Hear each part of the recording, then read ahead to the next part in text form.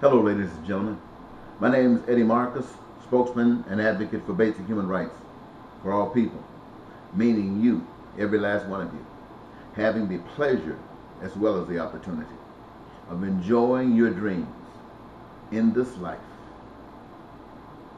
That is my dream that God has for you.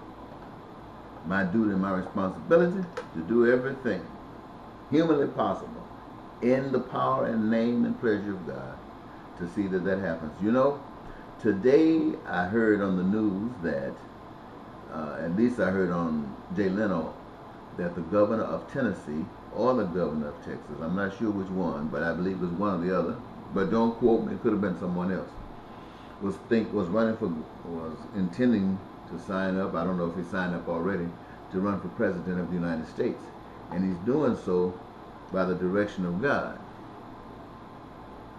I don't know if he's a Republican. I believe he is, because you very seldom find Democrats claiming that God has asked them to do anything for them in a political arena. Now, Michelle Bachman, a Republican out of Minnesota, has also, according to Jay Leno, indicated that God has called her to run for president of the United States. And I'm sure that there may be others that have attached God to their decision. Now, for me, I've always claimed to have been God's representative, God's voice, the one who speaks for the plan, which is representative of God. And I was a little taken aback when I heard that these candidates were talking about running because God was directing them to. Well, I don't know a God, a true God, that would call three people to run for the same office. I don't see that being a possibility. Now, I ask myself, what kind of God is this Michelle Bachman has? Well, first of all, he has to be a Republican, if it's a he, just like she is. And he has to believe in distinctions between individuals. In fact, probably believe in classism. If the God that would call Michelle Bachman to seek the office of President of the United States is one that believes that the rich should be rich and enjoy more richness, and that the poor, who have had by virtue of the system in which we lived, their blessings taken from them, should have even more taken and create more suffering for them. Now, that's the God of Michelle Bachman. And if this other gentleman has said that God has called him to run for president, and it's a Republican, I can think that there is very little difference in what they claim that God is telling them to do. But there are some differences, I'm sure. Now, referring to them is one thing, but what about referring to me? I say that God has also chosen me. Now, why do I say that, and why do I expect you to believe what I am saying over that which the others are saying, and others that you might know of that I don't? This is why I submit to you that you should believe. Because this is not about me. This is not about a party, a political party. This is not about my classism or my sexism. This is about the people whom God has made and created to live on this earth as though they were in heaven. Look at it like this, ladies and gentlemen. You were in heaven at one time, and heaven got overcrowded because of God's love and having people return, or for however the process works, they're just overflowing in heaven. And God extends on this earth, you and I, to live on this earth as though we are in heaven. And in order to do that, we must be mature enough to understand the Spirit of God. We must be mature enough to understand that God loves me, that God loves you, and neither of us any less than the other. You must eat, I must eat. I dream, you dream. My dream is no more important than your dream, however important it is to me or yours to you. To God, they're both important. And if God is to be blessed, we must both experience our dreams. We must both experience our dreams.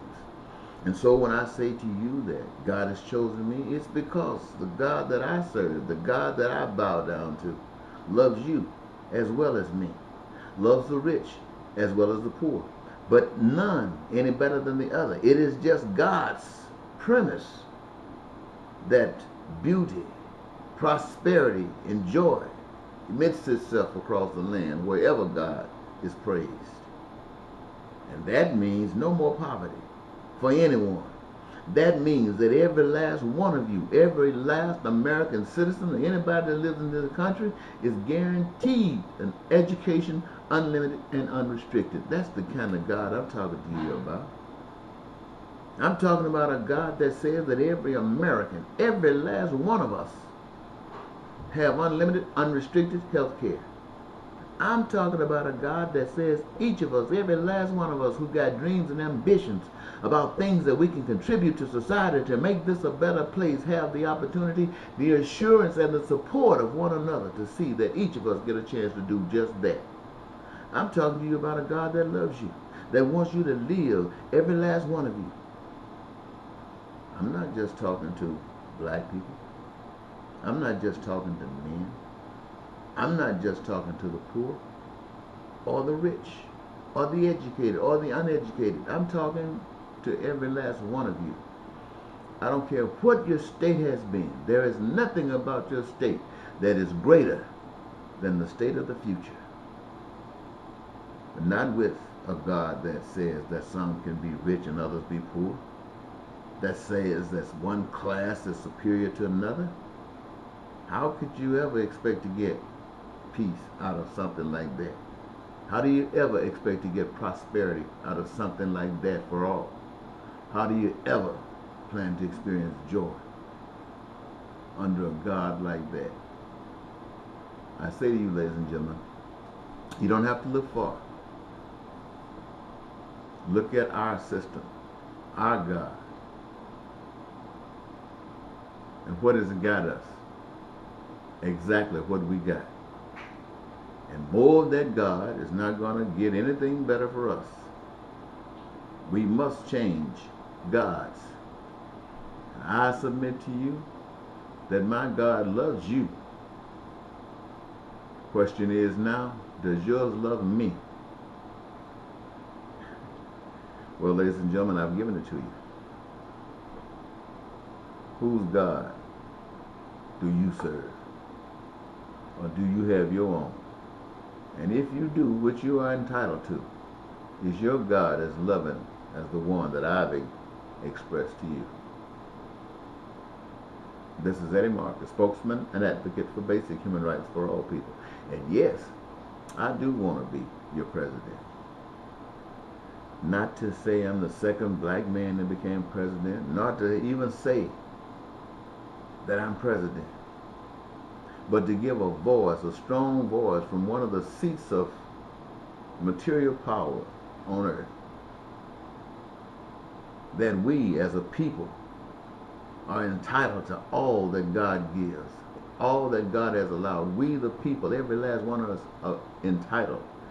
And there is a way for each of us to receive from that bounty, to receive from that reservoir all of the goods and services that the divine one that we cannot identify with our senses has put together to make sure it operates for the smoothness and the beauty of life. Well, until next time, bye-bye.